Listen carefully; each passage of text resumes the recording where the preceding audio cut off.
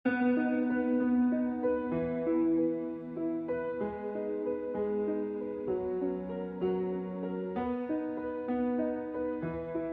pagi bosku, jumpa kembali bersama saya Cecilia dari Pilar Mas Investindo Sekuritas.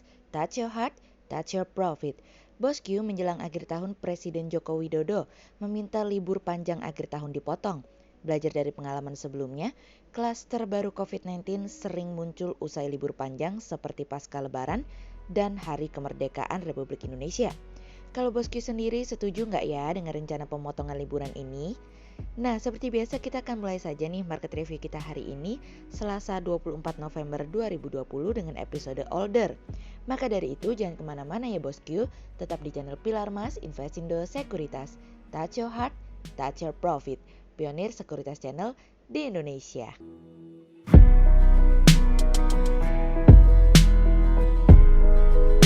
Seperti biasa kita akan mulai dari Global Economics Calendar. Ada berita dari US Chicago Fed Net Activity Index yang naik dari sebelumnya 0,32 menjadi 0,83. Kemudian ada dari US Market US Manufacturing PMI yang naik dari sebelumnya 53,4 menjadi 56,7. Kemudian ada dari US Market US Service PMI yang naik dari sebelumnya 56,9 menjadi 57,7. Kemudian kita beralih ke corporate news. Ada berita dari PT Nusantara Infrastruktur TBK atau Meta yang membukukan pendapatan pada akhir kuartal 3 tahun 2020 sebesar 1.285 triliun rupiah dari iqplus.info. Kemudian ada dari PT Sumber Alvaria Trijaya TBK atau AMRT yang tahun depan bakal membuka sekitar 500 hingga 750 toko dari iqplus.info. Kemudian ada dari PT Humpus Intermoda Transportasi TBK atau HITS yang kantongi 18,10 miliar rupiah dari penjualan 3 armada dari kontan.co.id. Kemudian pada perdagangan hari Senin tanggal 23 November 2020, IHSG ditutup menguat 81 poin atau 1,45% menjadi 5.652. Sektor industri dasar, infrastruktur pertambangan, aneka industri perdagangan, properti keuangan, industri konsumsi, perkebunan bergerak positif dan menjadi kontributor terbesar pada penguatan IHSG kemarin. Investor asing membukukan pembelian bersih sebesar 325 miliar rupiah. Kemudian kita akan masuk ke market review kita hari ini. Cerita hari ini akan kita awali dari The Old School Team. Wow, sebuah kombinasi generasi old school mungkin akan menyelamatkan Amerika saat ini. Presiden terpilih Joe Biden pada akhirnya memiliki rencana untuk mencalonkan mantan ketua The Fed, Janet Yellen, untuk membantunya sebagai Menteri Keuangan, di mana Yellen sebelumnya pun merupakan wanita pertama yang memimpin Bank Sentral Amerika tersebut dan mungkin akan menjadi wanita pertama yang memimpin sebagai Menteri Keuangan. Kami sendiri cukup senang mendengar berita tersebut meskipun tidak kaget. Pasalnya saat ini Biden membutuhkan orang-orang yang memang berpengalaman di bidangnya untuk saling menjaga komunikasi satu sama lain untuk menuju apa yang diinginkan oleh Biden.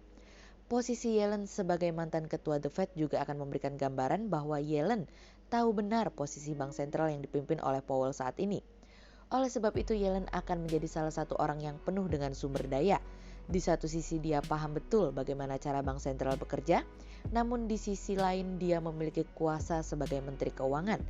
Dan tidak menutup kemungkinan Yellen akan mendorong kebijakan stimulus dalam bentuk fiskal untuk menjaga perekonomian dengan bauran kebijakan moneter dan fiskal.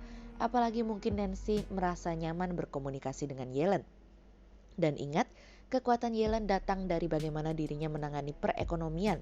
Dari sisi pengangguran, bagaimana dia bisa fokus terkait hal tersebut dan mendorong perekonomian bangkit dari keterpurukan. Dan kali ini situasi dan kondisi sama seperti kala itu, sehingga situasi dan kondisi perekonomian kali ini bukan yang pertama bagi Yellen. Kenaikan Yellen juga membuat bursa saham di Amerika kembali bergetar, hingga menguat 327 poin lebih tinggi atau 1,1%. Apakah akan memberikan daya magis kepada IHSG dan obligasi hari ini dalam negeri? Mungkin saja nih bosku. Selama Yellen menjabat sebagai ketua The Fed kala itu dari 2014 hingga 2018, dia menjaga tingkat suku bunga tetap rendah dan bursa S&P naik hampir 60%. Tidak hanya itu saja, Yellen juga pernah menjabat sebagai Dewan Penasihat Ekonomi dan menjadi Presiden Federal Reserve San Francisco dan Wakil Ketua Dewan Bank Sentral di Washington. Puncak karirnya tentu saja sebagai pemimpin The Fed, meskipun pada akhirnya Trump menggantikan dirinya dengan Powell, namun selama era kepemimpinannya banyak sekali hal baik yang datang dari dirinya. Kami tentu berharap dengan terpilihnya Yellen, hal ini akan menjadi sebuah berita baik bagi pasar, yang akan memberikan impact terhadap seluruh pasar di seluruh dunia. Berbicara Yellen, AstraZeneca juga mengumumkan bahwa vaksin yang dimilikinya juga mampu memberikan tingkat efektivitas sebesar 90% meskipun masih di bawah Pfizer dan Moderna. Tapi ini merupakan sesuatu yang sangat-sangat baik. Karena itu artinya Amerika saat ini sudah memiliki 3 vaksin yang berbeda untuk dapat diberikan kepada masyarakat Amerika dan dunia sehingga dapat mendorong perekonomian untuk kembali bangkit. Dan lagi-lagi pasar akan mengalami kenaikan, koreksinya kapan? Biarlah waktu yang menentukan. Kemudian cerita selanjutnya datang dari sebuah usaha dan daya. Melambatnya kinerja kredit dan kurang baiknya kualitas kredit sepanjang 2020 memberikan pekerjaan rumah bagi pemerintah maupun bank sentral untuk sama-sama memperbaiki kinerja sektor real di periode mendatang. Perpanjangan restrukturisasi kredit menjadi kesempatan bagi perbankan dan debitur untuk mempersiapkan pertumbuhan pada tahun depan. Setelah kinerja sektor keuangan pada tahun ini diprediksi melambat sebagai dampak dari pandemi COVID-19. Restrukturisasi kredit tercatat telah melibatkan 7,53 juta debitur dengan total outstanding senilai 932,6 triliun rupiah. Dari jumlah itu, sebanyak 5,84 juta atau 78% dari total debitur berasal dari segmen UMKM dengan nominal 369,8 triliun rupiah. Terdapat 3 pertimbangan utama OJK untuk memperpanjang restrukturisasi kredit hingga Maret 2022. Yang pertama, kasus paparan COVID-19 di tanah air dan dunia masih terus bertambah. Yang kedua, sebagai langkah antisipatif dampak COVID-19 yang masih berlanjut. Yang ketiga, keselarasan dengan program pemerintah untuk menangani COVID-19 serta multi-years yang diprediksi akan melewati 2021. Dengan begitu banyak nasabah yang mendapatkan restrukturisasi, selain itu OJK juga mewaspadai potensi penurunan kualitas kredit. Kami melihat perpanjangan restrukturisasi juga membutuhkan dukungan dari sisi fiskal, seperti subsidi bunga hingga kebijakan makroekonomi dari Bank Indonesia. Sehingga sinergi antara regulator sektor keuangan diharapkan dapat terus ditingkatkan guna bersama-sama menghadapi dampak pandemi COVID-19. Sehingga berdasarkan technical analisa, kami melihat saat ini IHSG memiliki peluang bergerak menguat dan ditradingkan pada level 5.577 hingga 5.714. Berikut stock watch pilar emas hari ini. Yang pertama ada dari BBNI, kemudian yang kedua ada dari WSKT, dan yang ketiga ada dari Wika. Berikut 2 saham yang kami analisa hari ini ya bosku. Yang pertama ada dari Weton atau PT Wijaya Karya Beton Tbk yang hingga bulan Oktober capai progres kontrak baru 56,36% atau setara 2,96 triliun rupiah. Hingga Oktober 2020 perolehan kontrak baru sebesar 2,96 triliun rupiah, di mana perusahaan membidik kontrak baru sebesar 5,25 triliun rupiah hingga akhir tahun.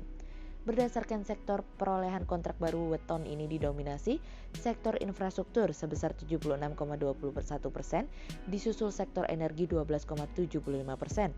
Selanjutnya berasal dari properti 9,7%, industri 1,01% dan pertambangan 0,32%. Dan memberi pekerjaan terbesar berasal dari swasta sebesar 67,87%, BUMN 17,44%, lalu Wika Group 12,69% dan pemerintah 2%. Perlambatan pertumbuhan dalam memperoleh kontrak baru, hal ini seiring pandemi corona yang sedang terjadi sehingga pembangunan infrastruktur ikut terdampak di mana sebagian proyek infrastruktur dan proses tender juga mengalami perlambatan dan penundaan. Sehingga berdasarkan technical analisa dalam tren pada jangka waktu short term berpotensi untuk bullish dengan target 355 dan tingkat probabilitas sebesar 42%. Sementara dalam jangka waktu long term berpotensi untuk bullish dengan target 380 dan tingkat probabilitas sebesar 84%. Kemudian yang kedua ada dari Meta atau PT Nusantara Infrastruktur Tbk yang membukukan pendapatan pada akhir kuartal 3 tahun 2020 sebesar 1.285 triliun rupiah. Di saat tumbuhnya pendapatan sekitar 19,46% dibanding periode yang sama tahun 2019 yang tercatat sebesar 1.053 triliun rupiah, di saat yang bersamaan laba bersih perusahaan mengalami penurunan. Tingginya beban perusahaan turut memberikan kontribusi penurunan laba bersih, di mana beban langsung dan pokok penjualan tercatat sebesar 1.059 triliun rupiah atau melonjak sebesar 43,6% dibanding akhir kuartal 3 2019 yang tercatat sebesar 737,69 miliar rupiah. Sehingga berdasarkan technical analisa dalam tren pada jangka waktu short term berpotensi untuk bullish dengan target 135 dan tingkat probabilitas sebesar 57%. Sementara dalam jangka waktu long term berpotensi untuk bullish dengan target 155 dan tingkat probabilitas sebesar 68%. Berikut kami akan menampilkan 40 saham pilihan dari Pilar Mas.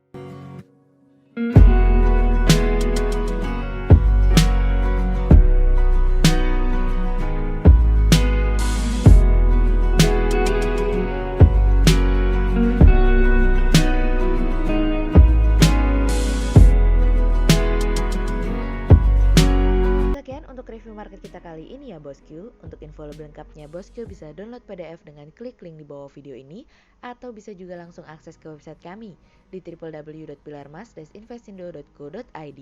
Dan jangan lupa untuk selalu jaga kesehatan buat para bosku ya. Kita akan bertemu lagi besok pagi untuk market review yang berikutnya. Jadi jangan lupa like, subscribe, dan tonton terus channel Pilar Mas Investindo Sekuritas. Touch your heart, touch your profit. Pionir Sekuritas Channel di Indonesia.